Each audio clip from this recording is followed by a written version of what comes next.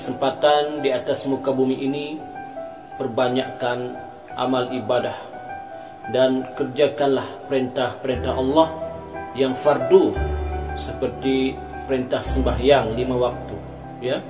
Sembahyang 5 waktu, tuan-tuan, saudara-saudari, ibu-ibu, bapak-bapak sekalian semua sudah tahu, yaitu sembahyang zuhur, sembahyang asar, sembahyang maghrib, sembahyang subuh dan sembahyang isya. Jangan kita tinggalkan, itu yang asas.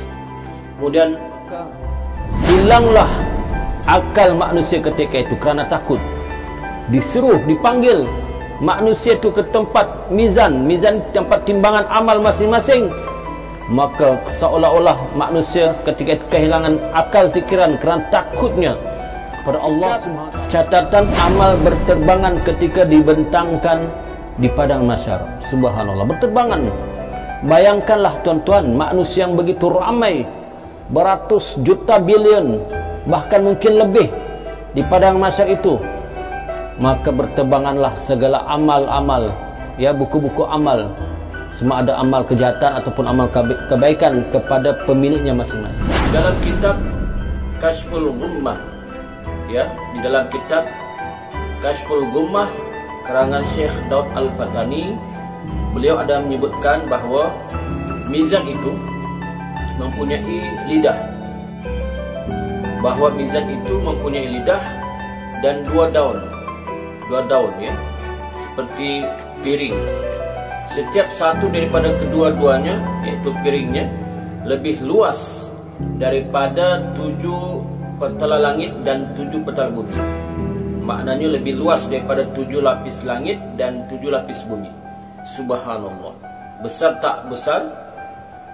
Besar, tuan-tuan. Dalam keadaan panas, dalam keadaan berdiri, tak dapat duduk, dalam keadaan takut, tak bercakap, ya, tak bercakap langsung kerana ketakutan.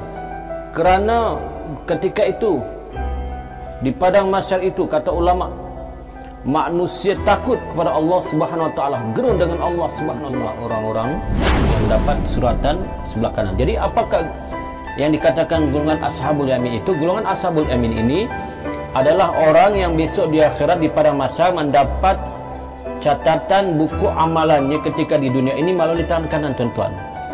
Melalui tangan kanan.